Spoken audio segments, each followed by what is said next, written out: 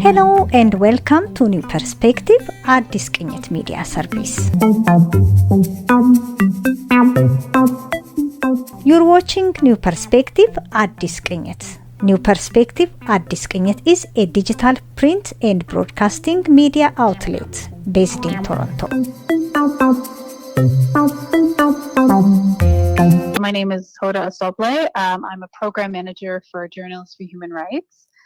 It's an organization that's been around since 2002, so it's been around for quite some time. The main sort of thing that we do at JHR is we train journalists to report on human rights issues and governance issues in their communities. Mm-hmm. And JHR operates both globally and within Canada as well. So globally, we work in countries in the Middle East, like the MENA region. We work in African countries like the DRC and Mali. So we have programming there, working with journalists on the ground, and that includes field staff in those countries. I work with the programs team that works on programs in Canada. Mm-hmm. So the focus is more focused on journalism training and story production. So we work with different groups to facilitate that. So we work with journalists, journalism students, newsrooms, and story production throughout Canada. So lots of different things that JHR does. But yeah, we work to support journalists, to train them to report on issues that are important to them, and to train journalists from communities that are underrepresented in Canadian media. So that's the main focus.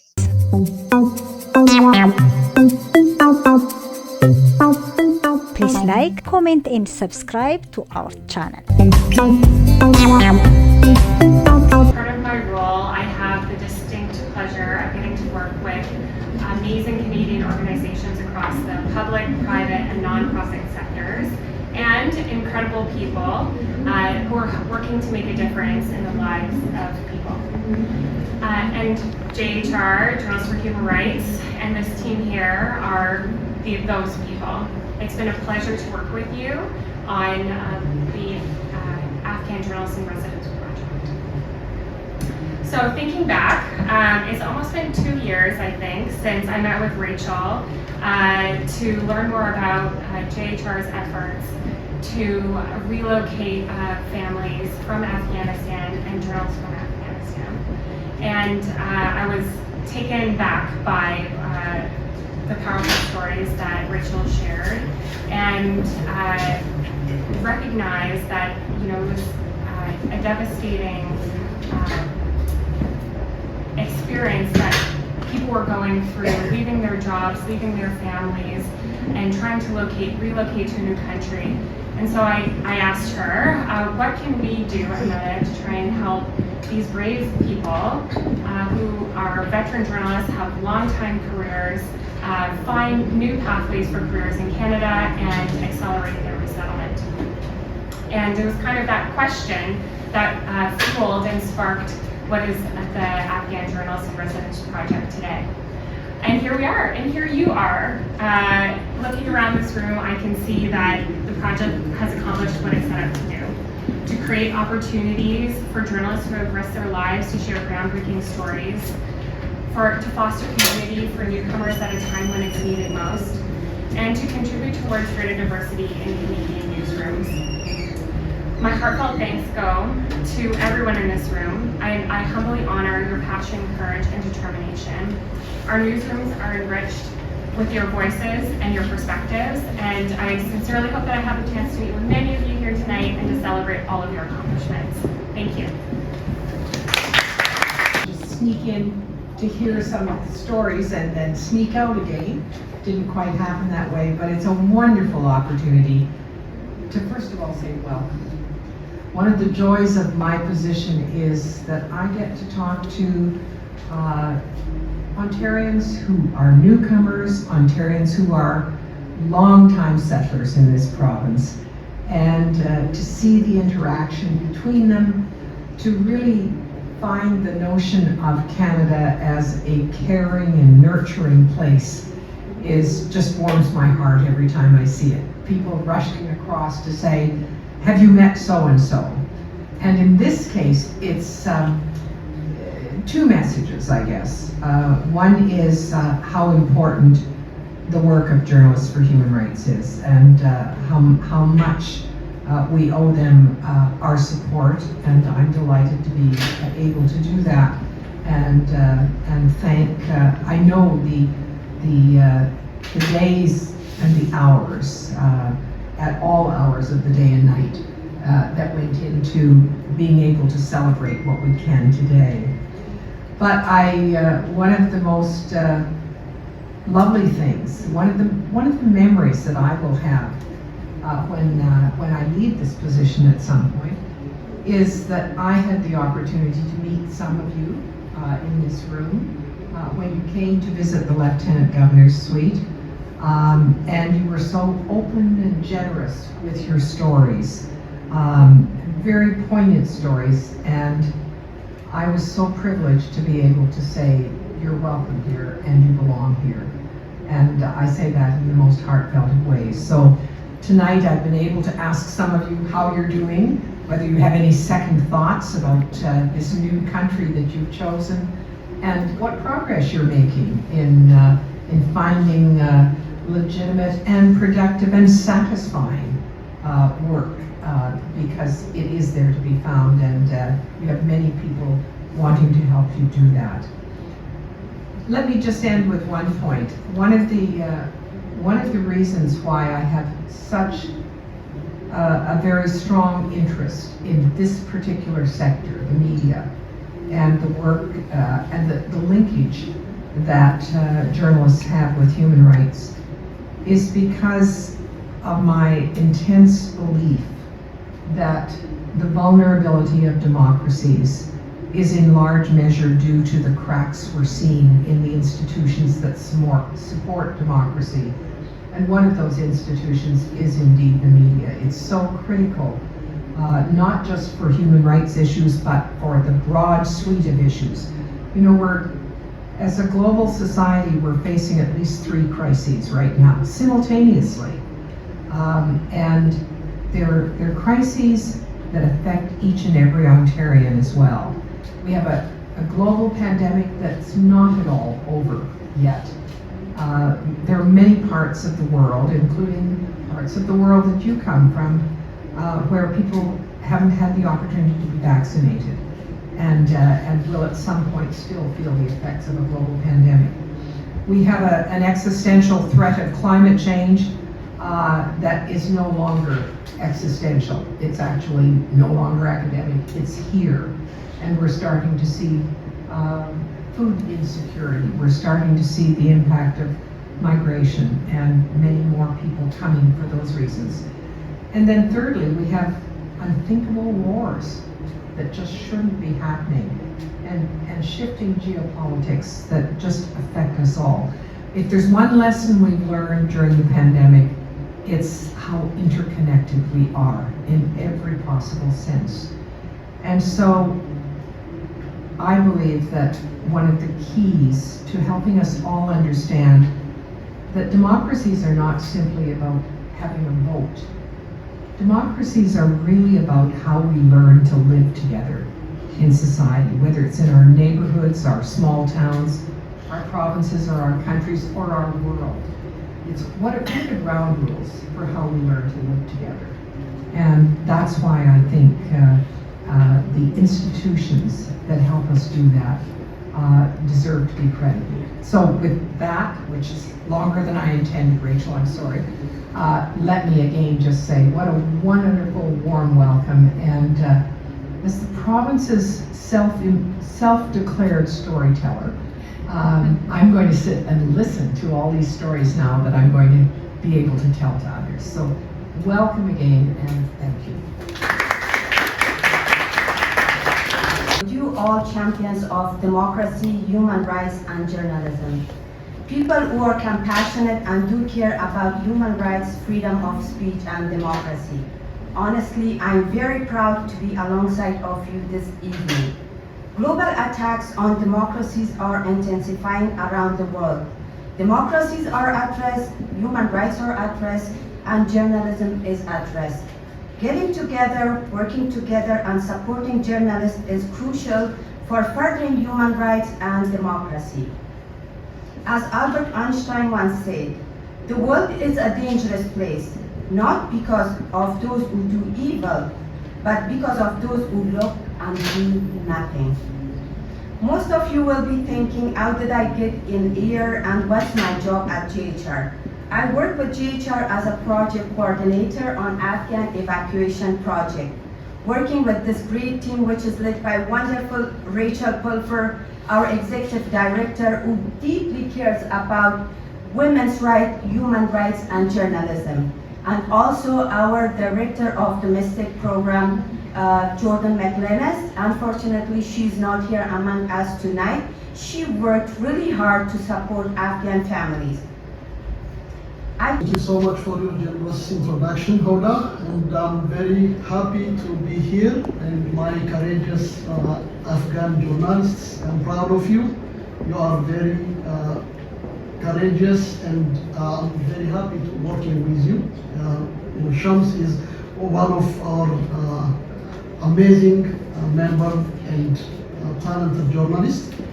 On behalf of the PEN Canada Writers in Exile community and myself, I would like to thank you, journalists for human rights, and the organizers for giving me this chance to speak. My name is Gazain Makonnen Damise, an Ethiopian immigrant. I am a part of a visible minority community. I arrived in Canada in October 2015, a meeting of PEN International in Quebec City with my Ethiopian PEN board colleagues. And after the meeting, if we went back home, it was clear that our life was in danger, and decided to stay in Canada and seek asylum. It was John Ralston Saul who led PEN International by then, and he know very well about us, and we were very welcomed in Toronto through Romero House and PEN Canada. When I was in Ethiopia, I worked in the traditional media and the film production field for quite a long time. However, the journalism field and human rights were always under threat. Because of this, many journalists and human rights defenders fled their country of origin and were compelled to start a new life in the Western democracies and other safe havens.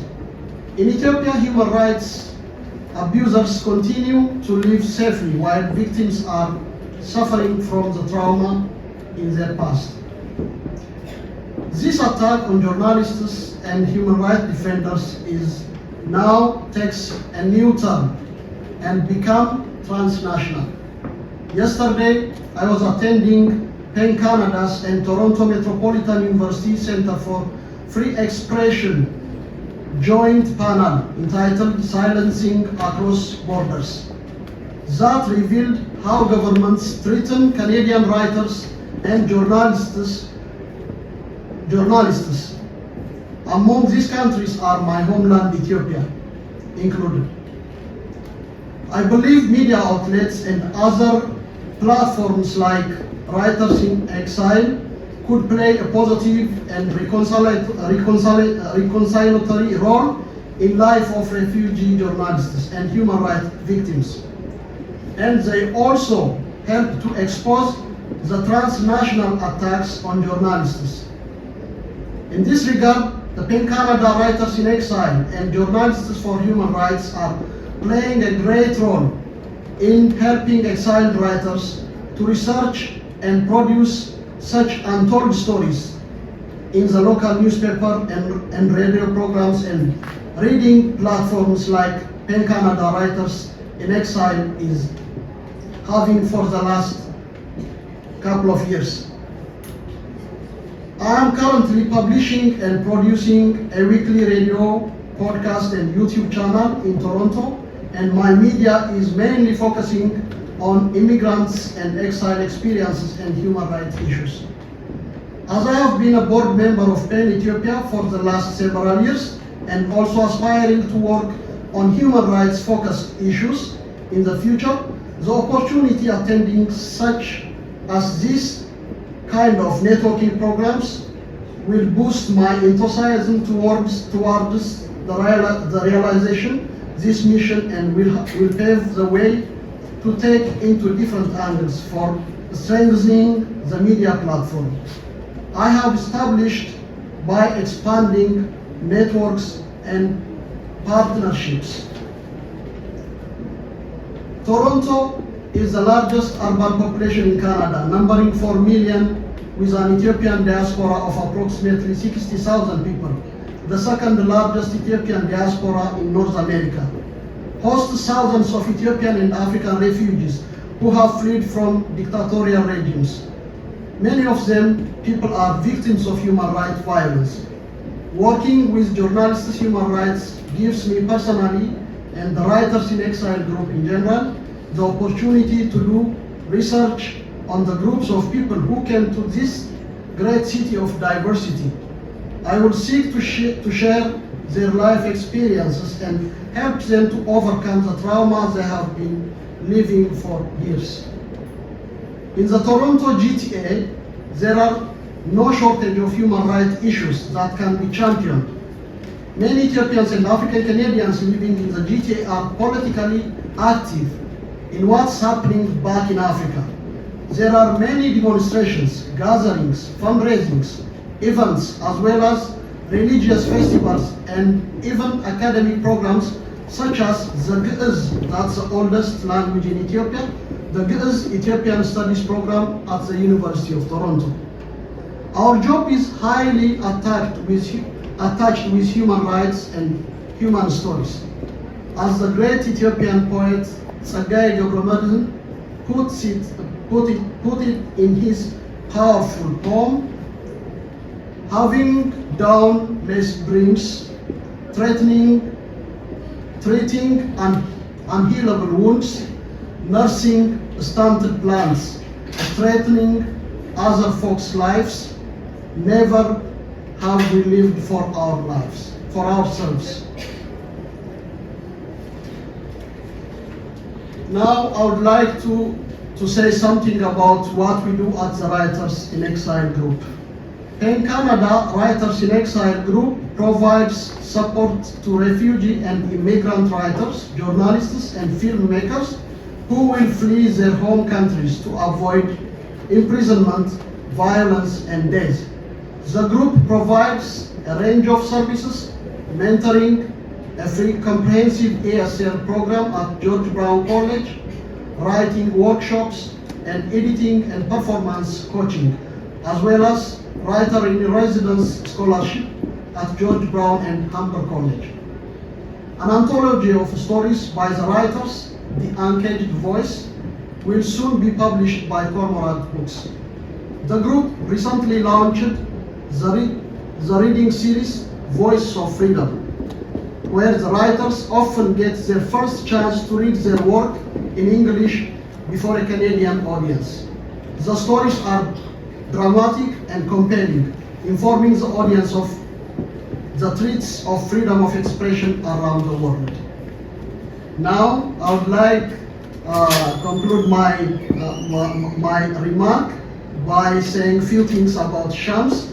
Shams Erfan, our valuable member and George Brown College Writer in Residence recipient, is among us today, and he will tell you what the Writers in Exile for him and for those coming to Canada, escaping dangers. The Writers in Exile core values are human rights, literature, and freedom of expression. And we encourage those who feel they don't have a voice to exercise their freedom of expression. Before I leave the stage, I would like to thank some of our amazing volunteers and senior mentors. Writers in Exile is working with Toronto Art Council and PEN Canada. PEN Canada is our umbrella organization. And in September 2023, November 2023, and March 2024, we have a reading series. In this and all other day-to-day activities, our senior mentors and editors, Margot Kelly, Hannah Fisher, Kiz Leakey's support is beyond expression. Also, PEN Canada's support for the development of our collective is very much appreciated. Mary Jo Lady, the founder of Romero House, is always very supportive of our exile group. Thank you very much for listening. I'll leave the stage. Thank you very much for your remarks. Shams, I know you're here as well. Shams Orfan is also a member of the Writers in Exile Network. He is the 2022-2023 PEN Canada Writer in Residence at George Brown College, and we'd love to have you come up and speak about some of your work.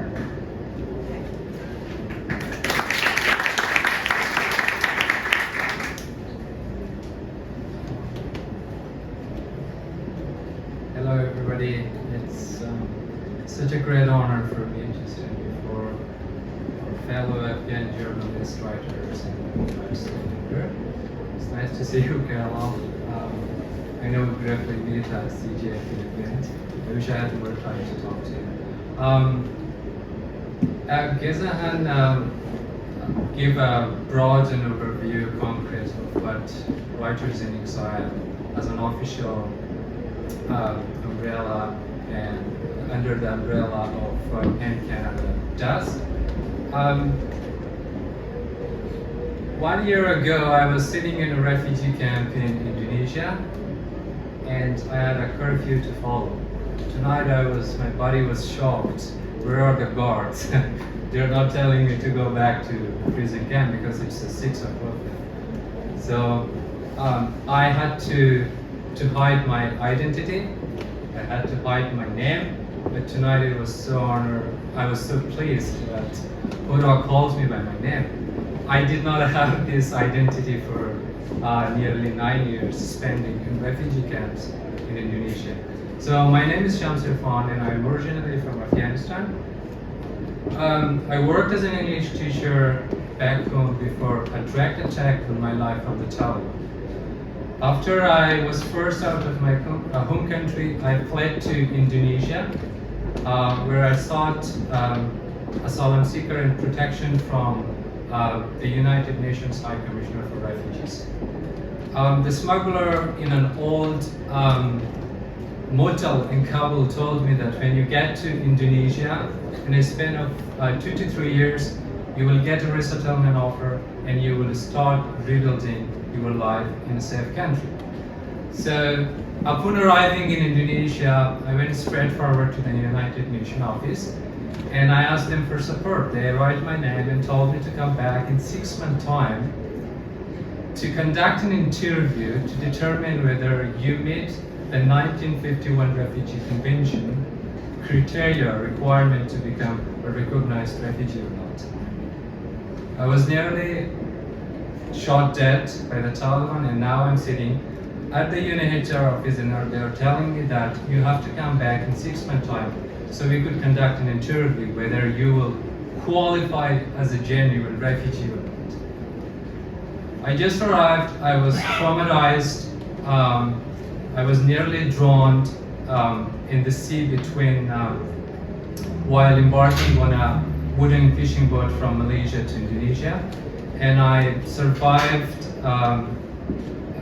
death at the hands of the Taliban. So now they're telling me that we can support you. So they asked the security guards to remove me from the office and I ended up living on the streets of Jakarta for several weeks without food and water under the tent. And there was no other choice. I didn't eat for days, I didn't take showers for days. And I heard from refugees who arrived earlier than me in Indonesia that there is a detention center funded by International Organization for Migration, largely funded by Australian government. If you go there, they will give you food. And I said, I think I'm hungry. I haven't eaten for several days, so I need that food. I surrendered myself to detention center, where I was locked up for 3.5 years, 24 hours, inside a prison. I did not have the rights to get an education. I did not have the rights to move outside the prison camp, a camp that was surrounded with 4 high concrete walls, topped with razor wires, CCTV fixed everywhere, watching every movement that I would make, except, some exception going to the toilet. That was the only place that I could get some peace of mind. I was not alone there, but I was the youngest. I was 16 years old when they put me in the prison camp. I was locked up for 3.5 years. Everything turned out to be the opposite of what I was promised at the United Nations office in Jakarta. There was no adequate food, no water, nothing. Every week we would receive some rations like food, like banana and apple and some milk. And I would accumulate them, I would collect them and give them to the camp cleaner and prison guards to smuggle for me some pen, paper, and stationery supplies. So I could start teaching English. For 3.5 years, I volunteered to teach English refugees to more than 280 refugees from all over the world. We started from English alphabet. Many refugees didn't speak English, and we started from alphabet. 2.5 years later, the one that started learning English alphabet were now the ones teaching English back to other refugees. There was no end to our imprisonment, and we were not allowed to use mobile phone. So I gave a few bags of sugar to a camp cleaner to smuggle for me a broken mobile phone. When I got access to the mobile phone, I started reporting. I'm a self-creative thought writer, and I started reporting on the dire living conditions of refugees, on the dire living conditions faced by the refugees. And I connected with the human rights activists, with writers, with media, and I have published several articles, investigative articles about the dire living conditions of refugees facing in the Indonesian prison camp. So through my writing work, I connected with an amazing Canadian family who read my story, and they told me that we want to share some of our privileges with you. And they said, how can we help you? I said, Canada has a really good private sponsorship program. Like 5 people can open their heart and they can bring me, they can save my life. If I go there, I promise that I will help back those who are still left here. They opened a bank account, they raised the money for me, and they submitted my application to the government of Canada. In the beginning of 2019, I was released from the prison camp, and I co-founded an online literary magazine, a collective of writers and artists committed to remapping the world. The name is Archipelago. Through the Archipelago, I have published many writings about the situation of refugees in Indonesian prison camp. And when Afghanistan fell to the Taliban, I have translated the work. I was appointed as an editor and translator for the Archipelago, and I worked closely with many notable and distinguished Afghan journalists and university professors and poets, translating their writing into English and publishing them online. So in March 2022, last year, I received news from the Canadian immigration, from the Canadian embassy in Jakarta. They told me, okay, come for interview. I went for an interview and I was accepted for permanent residency in Canada. And on March 3rd last year, I flew from Jakarta, went to Istanbul, and from there I had a direct transit to Pearson Airport. I arrived at the airport, all my family. I hide my identity. I've never had a name. Nobody knew me. Nobody saw my picture. Because of my work, I was caught and I was sent to live in a solitary confinement for 3 months. And the guards in the camp broke my knee 3 times, and I had 5 surgery because of that, to protect my identity. So I tried to not post my picture and my real name. So when I arrived at the Pearson Airport. All the people, including amazing Stephen Watt, who's sitting here, and who has helped hundreds of refugees come to Canada through a private sponsorship program, and they come and they were taking my pictures, and I was shocked because everybody was now calling me Shams.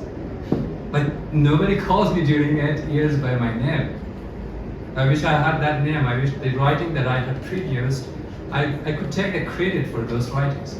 I've never taken a single credit for the writing that I have written, risking my life. But tonight, I had an identity. I was no longer forced to hide my name, and it was a beautiful feeling. There was no guard accompanying me. All was freedom, was joy, and we drove to the house of my family in Burlington. And 3 months later, after arriving in Canada, I heard about Writer in Residence program in Georgetown College. And Writer in Residence program at Georgetown College is a joint initiative between Penn Canada and Georgetown College. Every year, they select one writer, human rights defender, journalist, essayist, poet, and invite them into the college community so they could talk in the context of their own story and struggle and fight for freedom of expression to the students, to encourage them to talk about human rights violation, about the importance of press, about the importance of freedom of expression. So luckily, I was selected as a writer in residence for Georgetown College, and since last year, I have visited more than 65 classes across 3 campuses in Georgetown College, and I have delivered presentation around narrative identity, around human rights our human rights issue, about colonization, about gender identity, and many, many more. And I'm the only writers in residence since 2005, when this program was created by Michael Coe at Georgetown College. I'm the only writer in residence whose term was extended for another full school year. So this is such a great privilege because at the Writers in Exile group, I have the support of senior members like Annalie, Hannah, who are here tonight, and Gezahan, our amazing chair of Writers in Exile group, and they are supporting the Writers in Exile. I risked my life, and I didn't know that one day it will come back to me. And today, it is returning to me in a way that I have never imagined. So thank you to JHR for organizing this fantastic event. And I'm so glad I had the opportunity to talk about my story. It took me long, but thank you so much for listening and bearing me.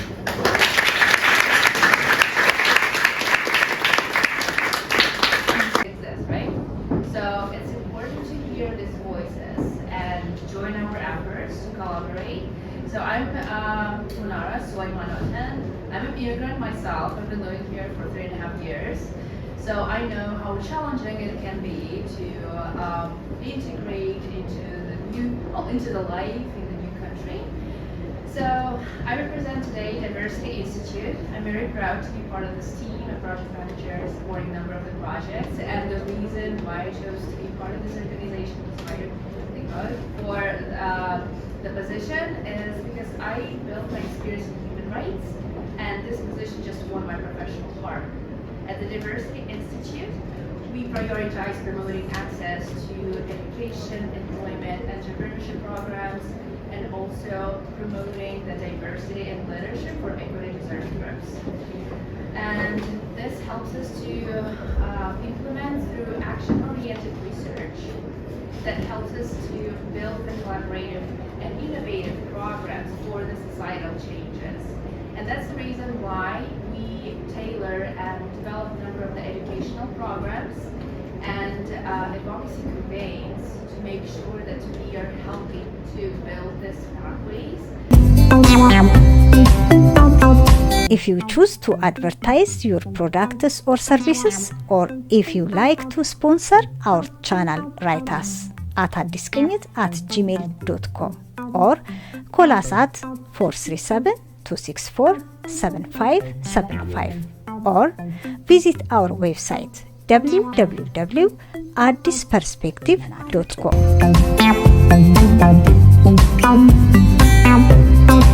You mentioned about you giving them training and supporting them in productions. So how does that goes? I mean, how do you train them, and where the content is broadcasted or published after you support them through the training? Yeah, so in terms of journalism training, that is sort of offered by JHR and also through work placement opportunities. So we have developed a few fellowship programs that are targeting journalists from specific underrepresented communities in Canada. For example, we have a training program for BIPOC journalists and journalism students in Canada. We have a program for Afghan journalists in Canada. We have a program for Northern and Indigenous journalists that is focused in the Northwest Territories region of Canada. So with the training that we sort of support, we will provide funding for those journalists to work in newsrooms for a set period of time. It could be a few months, it could be up to a year, to work on story production. And then we support training so that they're able to do their job. We provide training and support for the newsroom so that they are also able to support their journalism in their work placement opportunities. And we work with lots and lots of different media organizations like the Globe and Mail, CBC, CTV, Global, lots and lots of different organizations throughout Canada. I mean, we are an organization based in Toronto, but we support journalism training efforts in other parts of Canada. You're watching New Perspective አዲስቅኝት. New Perspective አዲስቅኝት is a digital print and broadcasting media outlet based in Toronto.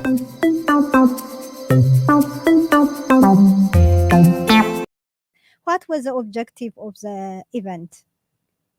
The event that we held last week on June 8th was sort of, I would say there were a few different components. We wanted to kind of bring lots of different folks together that we've worked with. So I would say the primary focus was to highlight JHR's work. So in addition to journalism training and reporting on human rights, since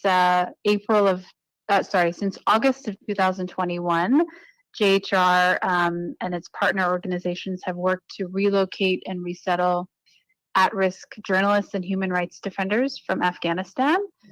And some of my colleagues that spoke at the event last week talked about their work in doing that. So they are Afghan themselves, and they've helped to really in the resettlement and refugee process of bringing people to Canada. So part of the focus of the event was to highlight the work of our organization to support that group. And then in addition to that, we wanted to talk about the journalism training program that we developed in relation to that evacuation project for Afghan journalists in Canada. And so to highlight the 1-year fellowship program that these journalists have been undertaking at this point, it still hasn't concluded, highlighting the work that they've been doing, who they are, the organizations they're working with, and to spotlight them. And then the sort of final component was to talk more broadly about support for journalists in exile, the work that has been done, the incredible work that these journalists are doing at the moment, but also the support that they need, and to highlight that so the audience there can certainly understand how to connect and know that they can keep working on the stories that they care about, but also for us as an organization as well, to bring those people together to know what they're doing so that we can continue to work with these important groups. That's very important. Yeah. I mean, you mentioned writers in exile and journalists in exile. Yes. And what's your relationship with exiled writers, especially groups like PEN Canada's Writers in Exile group? Yeah, I mean, so I think really since the evacuation project launched in 2021, we've worked with lots and lots of different organizations, including PEN Canada. We've worked with evacuation projects, Canadian organizations that support free media and free press internationally. And so through that effort, we've really, I think we understand the important role that journalists in exiles play. And also we understand there's tremendous amount of support and work that needs to still be done. So bringing in you and bringing in the Writers in Exile group was really important for everyone there to understand that these networks exist, right? Because I think network building is really, really hard for anyone who is new in a country. It's very hard for people who've been in Canada for many, many years as well to understand that they can continue to do the work that they want to do, where that work is being done, what organizations are there that are providing support, where they can meet other journalists in exile, and where they can share resources and support. So that was really the focus of the event. But I know for our organization, there's a lot of support that we also want to participate in and we want to support with as well. So it was a really great opportunity to know what efforts are being made right now, where there is still need, and how we can continue to bring in these important voices. That's really very great objective. I mean, human rights is at the heart of the journalism for human rights as an organization. And do you think exiled writers are facing human rights issues after they escape from dictators or authoritarian systems they have been suffering once they are in Canada? Yeah. Do you think they have challenge of human rights issues, and how do you tackle that if there is any? Yeah, I mean, absolutely. I think that we just because a journalist or a human rights defender has relocated to another country for their own safety, it doesn't mean that they are free from some of the same sort of threats. I think in the world we live in today, as connected as we are digitally, there are a lot of threats that still exist, and there's still a lot of suppression of important stories and important information that is happening online as well. So it makes it incredibly difficult for a journalist, even if they are in Canada, still connected to what's happening in their home country, to talk about that, right? And to get that information to the people that they want to get the information to. So there's, I think, tremendous work that still needs to be done in the digital space, digital safety. Many of the journalists that we are connected with and that we know, it's very hard for them to get, to rely on their sources, right? There's so much secrecy involved and so much security protocol involved when they want to get information about what's happening on the ground, because they have to protect the identity of the journalists that they know on the ground, right? So I think that's really the next frontier of the work that needs to be done to support exiled writers, is to create more of a sort of digital safety training, digital safety net to continue to make sure that the information is still getting out. And that is something that JHR is interested in doing, and connecting with more exiled journalists to understand what it looks like to be in one place reporting about what's happening in another place. What are those immediate challenges that they experience? How do they get their information? How do they disseminate that information? And what challenges that they are facing? I think it's a very complex issue, of course, but there's certainly support that we would like to provide. And so I'm certainly interested in making those connections and understanding where that work that needs to be done, and keep growing the support that already exists, and that organizations like the Writers in Exile group is able to provide, but to keep broadening the support that we can do. That's very interesting. Thank you very much. I think if you have any message you'd like us to know, please let me give you a chance. But I appreciate your time and your kindness to be with us today. Thank you. Thank you so much for inviting me on the radio show. I'm happy to join in anytime to talk about the work that we are doing at JHR, or to talk more broadly about some of these issues. If any of your listeners are interested in connecting with JHR and any sort of future events and programming that we have in development, I would say the best place to look is our website, which is jhr.ca. You can also follow us on social media. Our Twitter handle is JHR News. And I'm happy to share those resources with you, and you can pass that along to anyone who is interested. But thank you so much for your time. Thank you so much, Hoda. Have a good one. Thank you. Thank you. Have a great day. Bye-bye. Bye.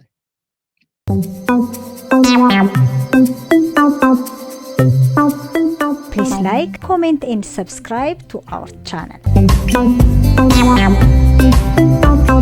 If you choose to advertise your products or services, or if you like to sponsor our channel, write us at addisቅኝት@gmail.com or call us at 437-264-7575 or visit our website www.addisperspective.com.